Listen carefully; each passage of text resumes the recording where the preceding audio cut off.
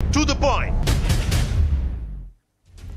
ಸನಗೌಡ್ರೆ ಅವಾಗ್ಲಿಂದ ಮಾತನಾಡ್ತಾ ಇದ್ವಿ. ಇಲ್ಲಿ ಪ್ರಮುಖವಾದಂಥ ಪ್ರಶ್ನೆ ನಾನು ಆವಾಗಲೇ ಸಂಕೇತೇನಗಿ ಅವ್ರಿಗೆ ಒಂದು ಕೇಳಿದೆ. ಅಂದರೆ ಭ್ರಷ್ಟಾಚಾರ, 40% ಕಮಿಷನು, ಇದೆಲ್ಲದ್ರ ಬಗ್ಗೆನೂ ಕೂಡ ಎಲ್ಲ ಪಕ್ಷಗಳು ಈಗ ಮಾತಾಡ್ತಾನೆ ಇದ್ದಾವೆ. ರಾಜ್ಯ ಸರ್ಕಾರದ ಮೇಲೆ ಯಾವುದೇ ಆಡಳಿತ ಪಕ್ಷ ಇದ್ದಂಥ ಟೈಮ್ನಲ್ಲಿ ಪ್ರತಿಪಕ್ಷಗಳು ಅದನ್ನು ಪ್ರಸ್ತಾಪ ಮಾಡ್ತವೆ. ಇದಕ್ಕೆ ಪ್ರಧಾನಮಂತ್ರಿ ನರೇಂದ್ರ ಮೋದಿ ಅವರು, ಅಮಿತ್ ಶಾ ಅವರು ಹೆಚ್ಚಿನ ಬಾರಿ ಕರ್ನಾಟಕಕ್ಕೆ ಬಂದಂಥ ಸಂದರ್ಭದಲ್ಲಿ ಅದು ನೆಪಥ್ಯಕ್ಕೆ ಸರಿತಾ ಇದೆಯಾ, ಓವರ್ಕಮ್ ಮಾಡ್ತಾ ಇದೆಯಾ ಬಿಜೆಪಿ? ಒಂದು ಅರ್ದಿರೋದಕ್ಕೆ ತೇಪೆ ಹಾಕ್ಬೋದಷ್ಟೇ. ಇದು ಅದೇ ಅಲ್ಲ, ತೇಪೆ ಎಷ್ಟು ಮಟ್ಟಿಗೆ ನಿಂತ್ಕೊಳ್ತದೆ, ಅದು ಎಷ್ಟು ದಿನ ನಿಂತ್ಕೊಳ್ತದೆ ಅನ್ನೋದ್ರ ಮೇಲೆ ಡಿಪೆಂಡು. ಇವರು ಎಷ್ಟು ಯಡಿಯೂರಪ್ಪನವ್ರಿದ್ದಾಗ ಡೈಲಿ ಒಂದೊಂದು ಕರಪ್ಷನ್ ಅಂತ ಬಂತು. ಯಡಿಯೂರಪ್ಪನವ್ರನ್ನ ಬೇರೆ ರೀಸನ್ ಕೊಟ್ಟು ಚೇಂಜ್ ಮಾಡಿದರು. ಅದಾದಮೇಲೆ 40% ಬಂತು. ಇದೇ ಗುತ್ತಿಗೆದಾರರ ಸಂಘದವ್ರು ಬಂದು ಹೇಳಿದ್ರು, ತಿಪ್ಪಾರೆಡ್ಡಿ ಅವರು 20 ಲಕ್ಷ ಇಸ್ಕೊಂಡಿದ್ದು ಪ್ರೂಫ್ ಕೊಟ್ಟರು. ಒಬ್ಬ PWD ಅಧಿಕಾರಿ 10 ಲಕ್ಷ ರೂಪಾಯಿ ತೊಗೊಂಡೋಗಿ ವಿಧಾನಸೌಧದಲ್ಲಿ ಸಿಗಾಕೊಂಡಿದ್ದು. ನೂರಾರು ಕಾರಣಗಳು. ಇವತ್ತು ಎಲ್ಲ ಕಡೆ ಯಾರು ಹೊಸಬರನ್ನ ಇವರು 17 ಜನನ ಕರ್ಕೊಂಡಿದ್ದಾರೆ. ಅವ್ರು ಎಷ್ಟೇ ಕರಪ್ಷನ್ ಮಾಡಿದ್ರು ಇವರು they not able to control. ಸುಮ್ಮನೆ ಬಂದವ್ರಿಗೆಲ್ಲ ಕೊಟ್ಟರು. ಇಲ್ಲಿ ಪ್ರಾಬ್ಲಮ್ ಏನಿದೆ ಗೊತ್ತಾ ಸರ್, BJPನಲ್ಲಿ ನಿಜವಾಗಿ ದುಡಿದು 4 ಸಲ 5 ಸಲ MLA ಆಗಿ ಗೆದ್ದವ್ರಿಗೆ ಮಿನಿಸ್ಟರ್ ಪೋಸ್ಟ್ ಕೊಟ್ಟಿಲ್ಲ. ಇವರು ಬರೀ ಸರ್ಕಾರ ರಚನೆ ಮಾಡಬೇಕು ಅಂತ ಯಾರೋ 17 ಜನನ ಔಟ್ಸೈಡಿಂದ ಕರೆದು 17 ಜನಕ್ಕೂ ಕೊಟ್ಟು ಸೋತ ಮೋಸ ಅಲ್ಲಲ್ಲ, ಮೋಸ ಅಂತಲ್ಲ ಸರ್. 17 ಜನ ತರಾತುರಿಲಿ ಕರ್ಕೊಂಡು ಯಾರು ನಿಜವಾಗಿ ದುಡಿದವ್ರಿಗೆ ಸಿಕ್ಕಲಿಲ್ಲ. Example Yatnal has taken a different strategy. ಹೋದ ಸಲ ವೀರಶೈವ ಲಿಂಗಾಯತ ಅಂತ ಏನು ಇದು ಸಿದ್ದರಾಮಯ್ಯ ಅವರು ಮಾಡಲಿಕ್ಕೆ ಹೊರಟಿದ್ರು, ಅದನ್ನು BJPನಲ್ಲೇ ವ್ಯವಸ್ಥಿತವಾಗಾಯಿತು. ಪಂಚಮಶಾಲಿ ಮತ್ತು ವೀರಶೈವರು ಅಂತ ಆಯಿತು. ಈಗ ಪಂಚಮಶಾಲಿಗಳ ಎಫೆಕ್ಟು ಸಾಲಿಡ್ ಆಗಿದೆ. ಯತ್ನಾಳ್ ಅವರು ಒಂದು ವಿರೋಧ ಪಕ್ಷ ಥರ ಆಗಿ ಅವರೇ ಹೇಳ್ಬಿಟ್ರು ಏನೇನು ಯಡಿಯೂರಪ್ಪ ಮತ್ತು ಯಡಿಯೂರಪ್ಪನವ್ರ ಮಗನ ಲಂಚಗಳು ಎಷ್ಟಿದೆ, ಭ್ರಷ್ಟಾಚಾರಗಳು ಎಷ್ಟಿದೆ, ಮಾರಿಷಿಯಸಲ್ಲಿ ತೊಗೊಂಡೋಗಿ ಎಷ್ಟೆಷ್ಟು ದುಡ್ಡು ಹಾಕ್ತಾ ಇದ್ದಾರೆ, ಏನೇನು ಮಾಡ್ತಾ ಇದ್ದಾರೆ BJPನಲ್ಲಿ.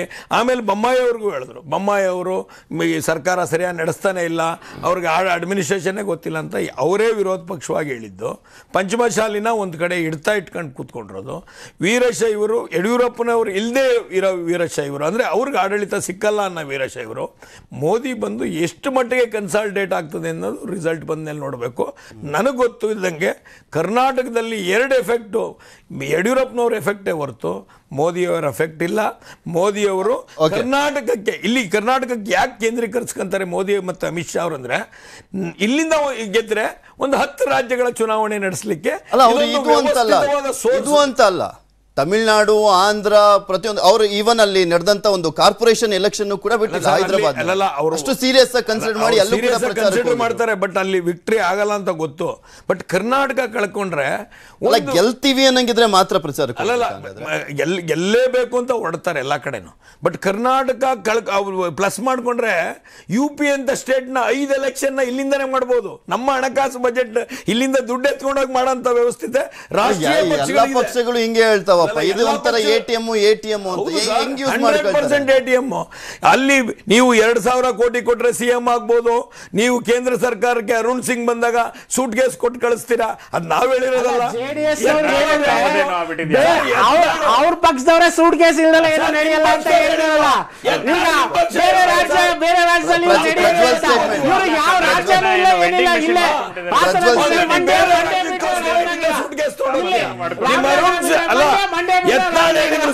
ಅರುಣ್ ಸಿಂಗ್ ಬರೋದೇ ಸೂಟ್ ಕೇಸ್. ನನ್ಗೊಂದು ನವೀನ್ ಅವರೇ, ಈಗ ಯಾವುದೇ ಒಂದು ಆಡಳಿತ ಪಕ್ಷ ಇದ್ದಂತ ಸಂದರ್ಭದಲ್ಲಿ ಆ ಪಕ್ಷದ ಭ್ರಷ್ಟಾಚಾರ ಹೊರಗೆಳಿತೀವಿ, ಅವ್ರದೊಂದು ತನಿಖೆ ಮಾಡ್ತೀವಿ, ಬಿಡೋದಿಲ್ಲ ಅಂತ ಹೇಳ್ತಾರೆ.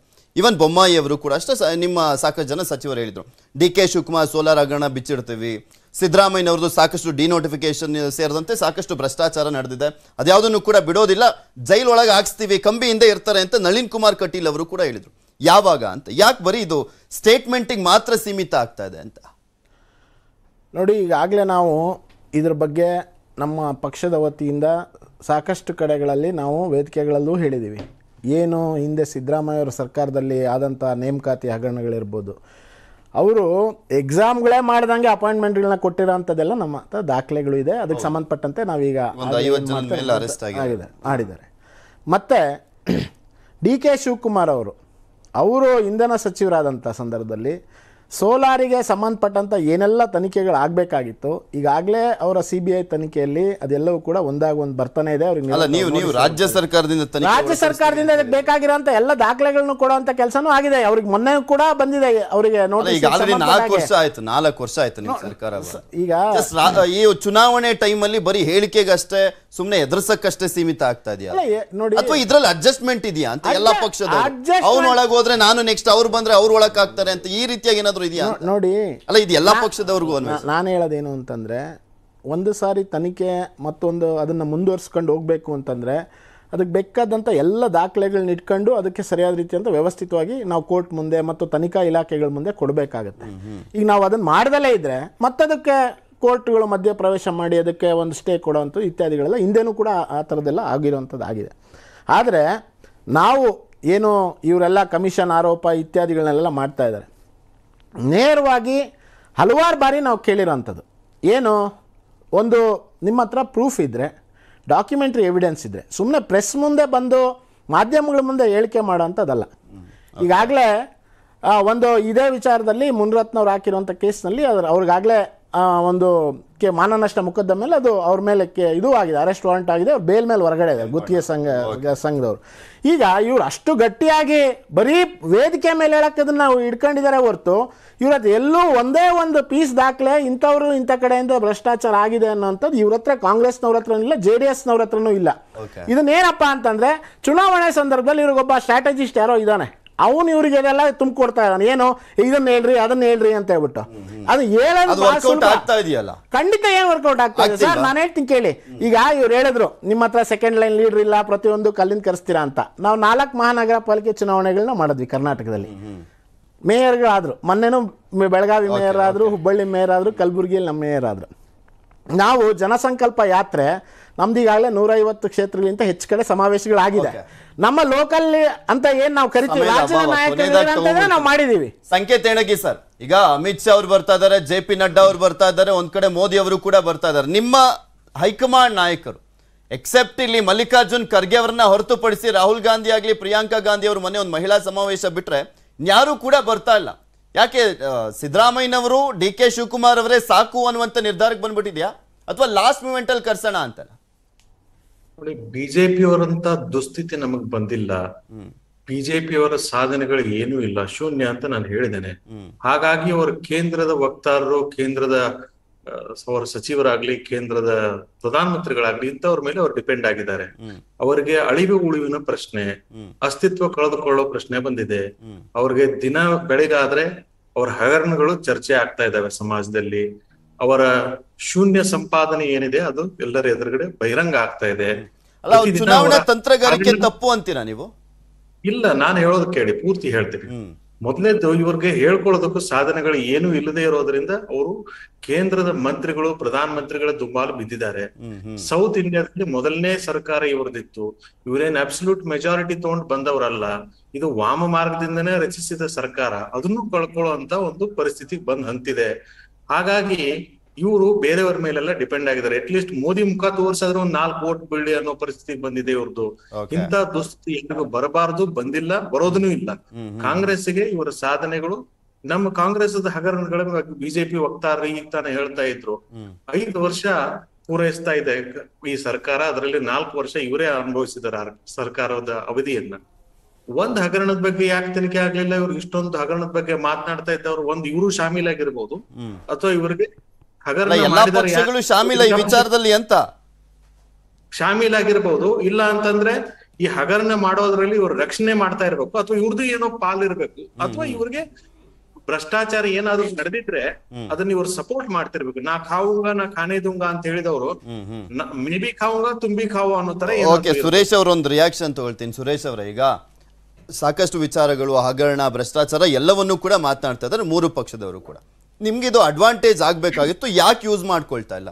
ಸೈಲೆಂಟ್ ಆಗಿದ್ದು ಸ್ಟ್ರಾಟಜಿ ಅಂದ್ರೆ ಈಗ ವರ್ಕೌಟ್ ಆಗುತ್ತಾ ರಾಜಕಾರಣದಲ್ಲಿ? ತಾನಾಗೆ ಬೀಳ್ತಾ ಇರೋರ ಮುಂದೆ ನಾವು ಮತ್ತೆ ಇನ್ನೊಂದೇನು ಹೊಸ ಆಲೋಚನೆ ಏನು ಬೇಕಾಗಿಲ್ಲ. ಈಗ ಸಾಕಷ್ಟು JDS ಆಗಲಿ, ಕಾಂಗ್ರೆಸ್ ಆಗಲಿ, BJPಯನ್ನಾಗಲಿ ಬಹಳಷ್ಟು ರೀತಿಯಲ್ಲಿ ಪರೀಕ್ಷೆ ಮಾಡಿ ಕರ್ನಾಟಕದ ಜನ ನೋಡಾಗಿದೆ.